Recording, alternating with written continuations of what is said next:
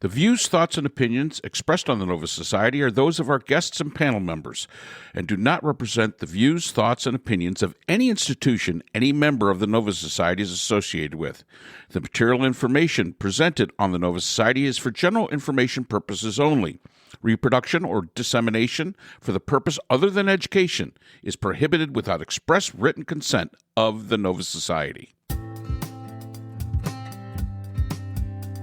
We'd like to welcome everyone back to the Nova Society, and today our panel concludes its conversation around the group, the Facebook group, Mothers Against College Anti-Semitism. Is this really social discourse, or is this more a sense of entitlement? Is this a bullying tactic?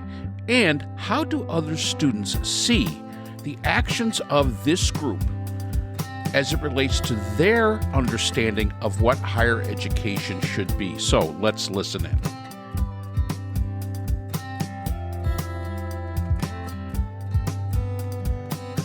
Just another roadblock into higher education that we all have to navigate. And it's an unfortunate thing. But I think you're going to see more of these kind of groups pop up. There was, in the article, again, there was an Egyptian-American professor who had her picture was up, and of course they attacked her, and her comment, quoting, "The point of this group is fear, right? It's not conversation. It's about it's not communication. It's not an attempt to create safe spaces." And when Elizabeth Rand was challenged onto this by the interviewer for this, the interview was cut off, and Elizabeth Rand basically quoted saying, "I don't give a flying. Really? No. I don't care. So if you think you're going to get me to say, oh, I'm sorry, I'm not saying it. We all feel intimidated spending $80,000 a year to send our kids someplace where they have to hide in the library, or they're being pushed and shoved, or they can't get into their classes, or there are swastikas in the bathroom." Now, I don't know where this woman's sending this kid to college, but if that's all going on, maybe it's time to not spend your $80,000 a year and move them to a different college. Again, the $80,000 a year seems to be a really big sticking point. And the fact that I would agree, and I'm not saying the whole group is like this. This is the founder that we're talking about here. We're not talking about other individual members of the group. We're talking about the founder of this. To me, it sounds like we've got somebody that's, first of all, feels very entitled and just wants to control. It is not about conversations. It is not about providing safe spaces. It is about intimidation. And that's something that is probably new to higher education in probably the last 80 years. Higher education. Not that long, right? Not that long, right? You don't think? No, like 5 years. I don't know, 10 years, maybe. I don't think it would have occurred to anybody before that. I may be wrong about that. Well, well, Scott, I think you're right. The sort of consumer advocacy approach to education, I think, is a fairly new phenomenon. That's a new thing. I would agree. But I mean, like Chomsky. Chomsky always had, detractors, but it wasn't in this coordinated kind of way. And I would say you're probably right. It probably hasn't been 80 years. I mean, there's always been challenges to academics in universities. Sure. Always has been. Yeah. But this coordinated kind of effort thing, I would say is probably 10 years old, maybe, where people are, and I really do believe it is a function of social media. This is an outcrop of social media because you can get these people together.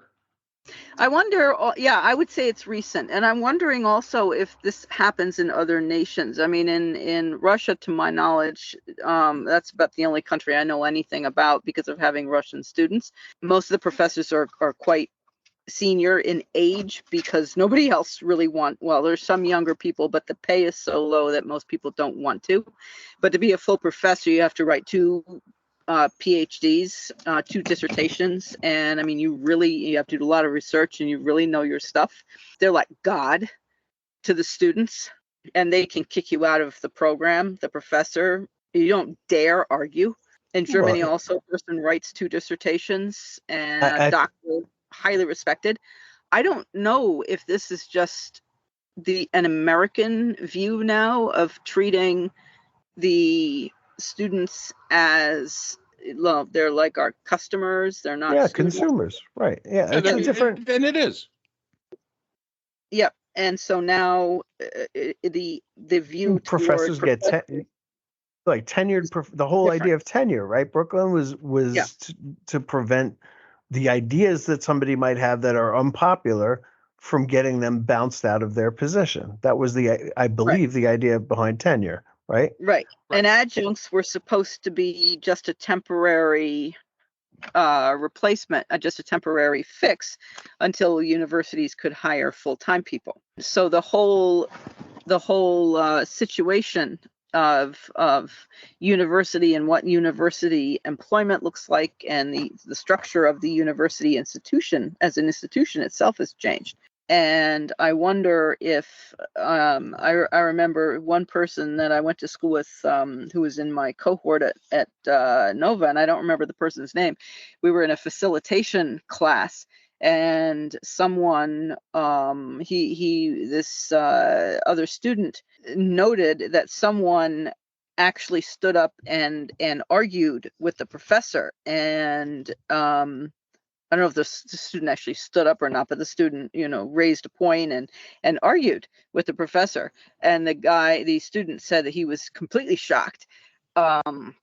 And this was an American Caucasian white person, because we had many students, of course, from other nations, and they have been raised, of course, in the British system or the French system, for example, and English was like their fourth language, and they would never argue with the professor. But this other student expressed his complete shock that another student would dare to argue with the professor, because you just didn't do that. The respect for a position of education or learning or intellect, it seems to have vanished like a puff of smoke. I think it's unsurprising that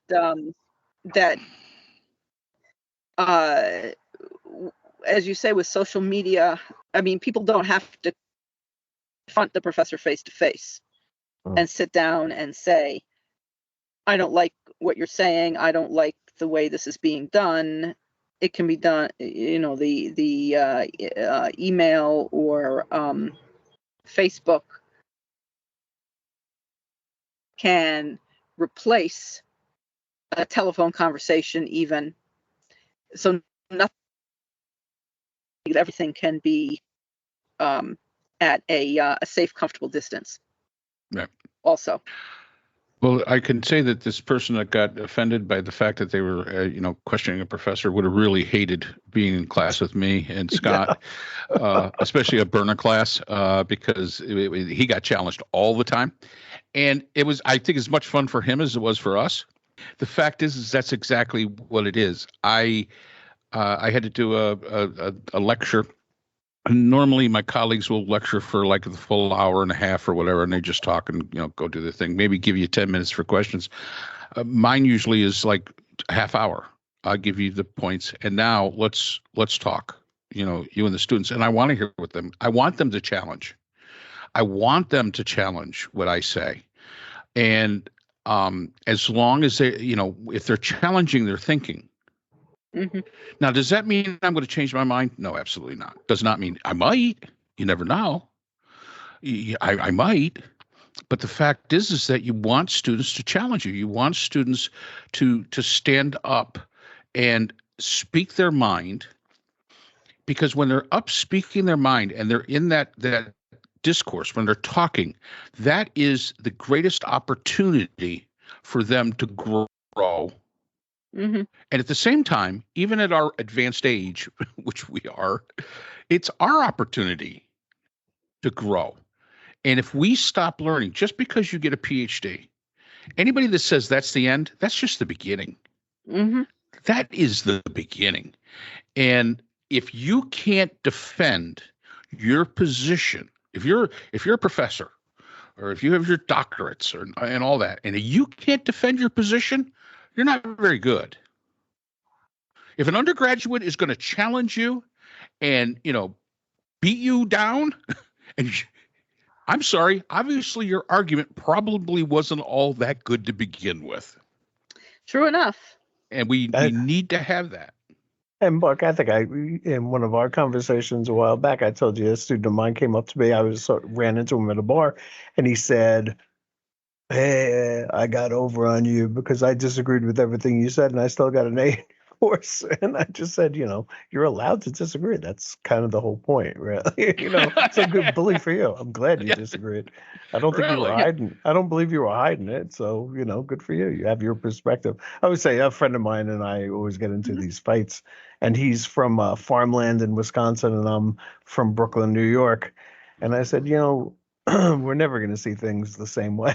A tortoise and a giraffe can live on the same acre of land their entire lives. They'll never see it the same way. And it's like perspective really does matter quite a bit. So that's all the time we have for today's episode. The Nova Society is a production of the Phoenix Research Institute.